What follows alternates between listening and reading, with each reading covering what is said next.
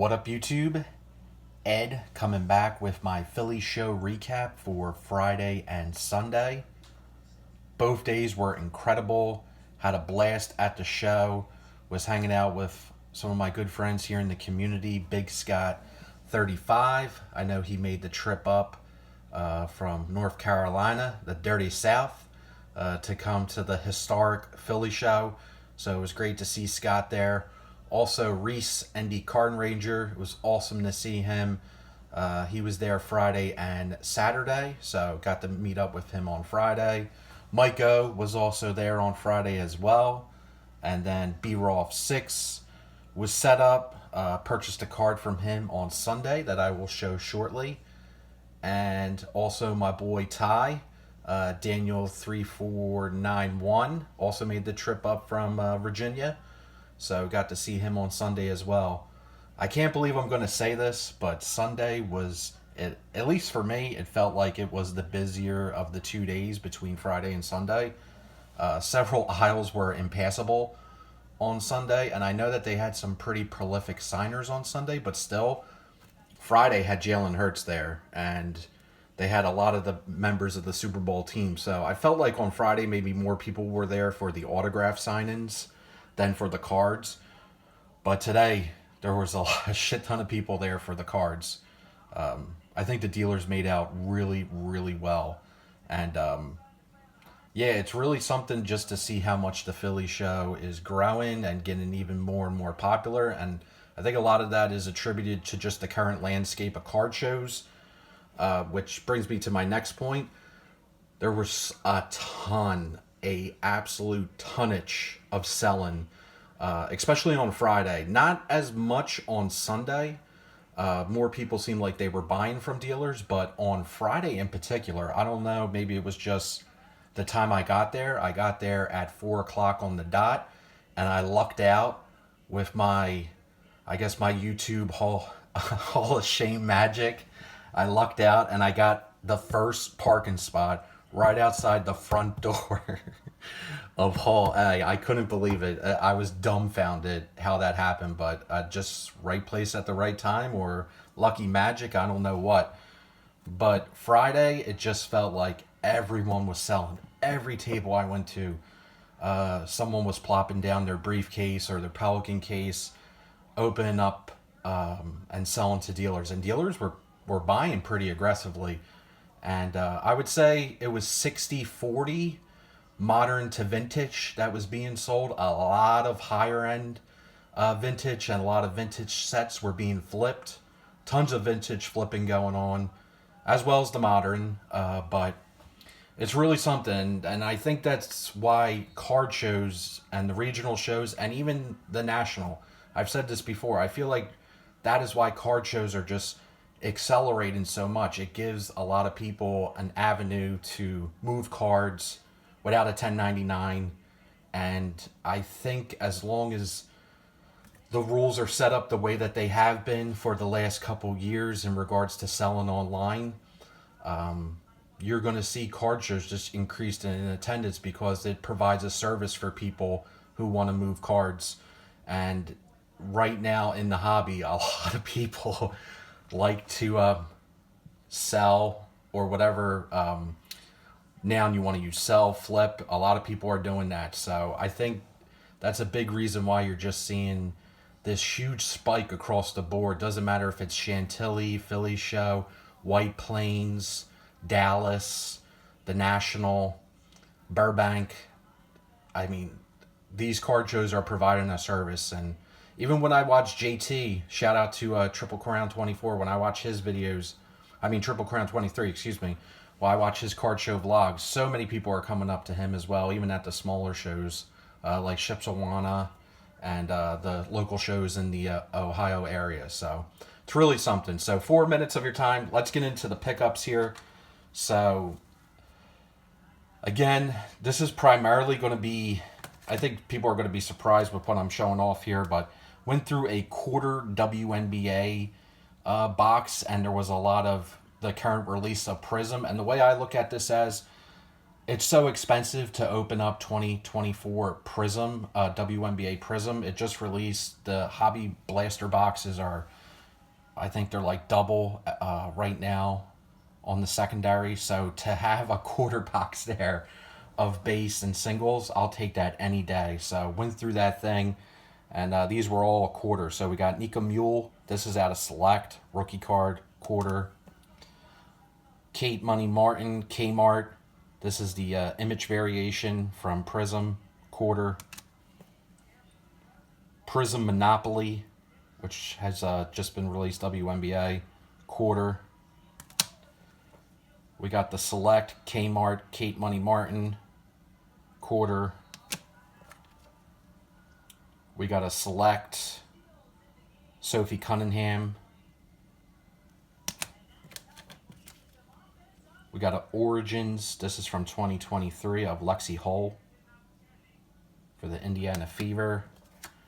And then we got a Revolution rookie of Lexi Hall.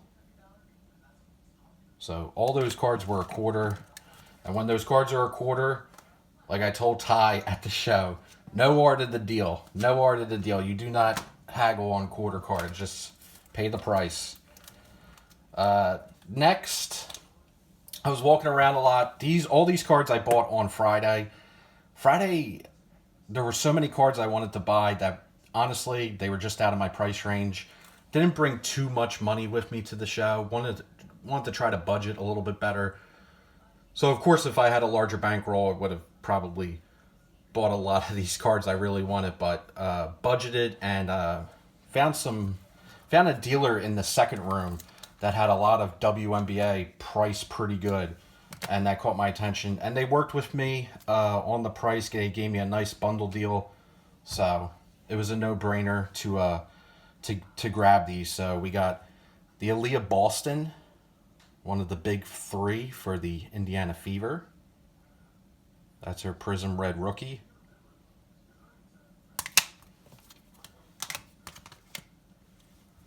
Origins Relic. Picked this up for a friend who's a big Sophie Cunningham fan. So that'll be going out to them.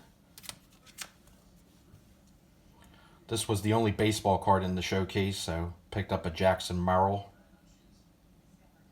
A lot of Padre fans feel that he was robbed out of the Rookie of the Year over Paul Skeens. Then picked this up, Asia Wilson, Prism Green autograph. MVP of the league last year. Also won the gold medal at the Olympics last year as well. So Asia Wilson. Then we got this Paige Beckers. This is out of Bowman U. This is the teal, which is numbered out of 150. And the final one here, been trying to add an autograph of this guy for quite a while. He's been signing more because he's going to be in Andor Season 2. He was in multiple trailers. Incredible actor. Was in The Dark Knight as well. That kind of gives it away. But we got Ben Mendelsohn, who plays Director Krennic from Rogue One, which I think Rogue One is the best Disney Star Wars film. So wanted to snag one of those since he's signing more. And that is the green, numbered out of 99. Here's the back. But that dealer was awesome. They cut me a nice deal. They took about, I think, like 20 or 30% off sticker.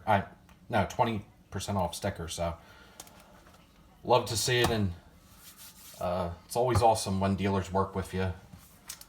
And then this is my haul from Sunday. So the first one here, shout out to Stokes family, Mark. We got the Mark Burley. This is from Archive Signatures, numbered 1 out of 14. Mostly picked this up. Burley pitched a perfect game, but also I love that it's in the 62 wood design. So that's really what sold me on the card.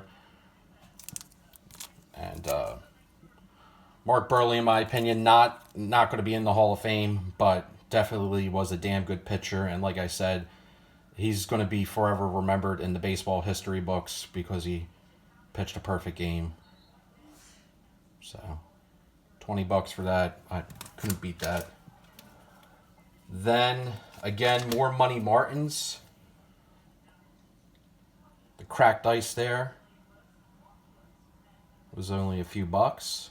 So, got that.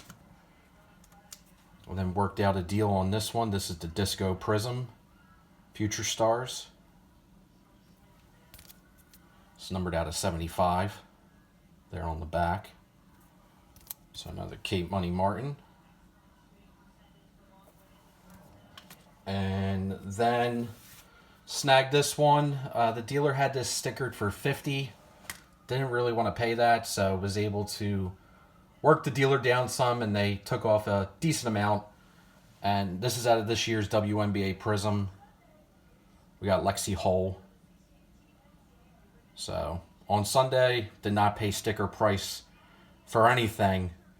So I can rest easy knowing that a certain individual in Texas who might be on a ranch is definitely going to be smiling ear to ear. Art of the deal, baby.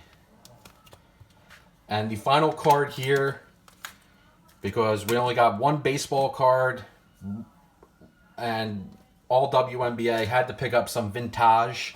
But as Big Scott pointed out to me, this is not a vintage card. This is actually a pre-war card, which is true. And I bought this off B-Roth 6.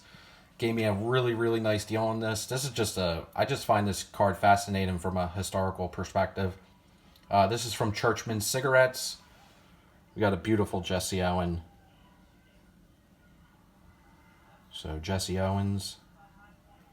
Awesome, awesome card. There we can see the back. Kings of Speed. If you want to pause and read that. Imperial Tobacco. So just really, really cool. So thanks, Brian, for the great deal on that. Awesome talking with you. And yeah, had an absolute blast at the Philly show. It was a great time. And my next big card show should be, I guess, the National, because the next Philly show is not until September. But the Noon the Chamonix show is actually this Saturday coming up. It's going to be at a new location in Trevo, so might be hitting that one up. But that's just a small local show. But an incredible time at the Philly show. Can't recommend it enough. In my opinion, the best regional show in the country, but also a historic show in the landscape of the hobby. The longest running card show in the history of the hobby. 1975 to the present. History, baby. Get amongst it.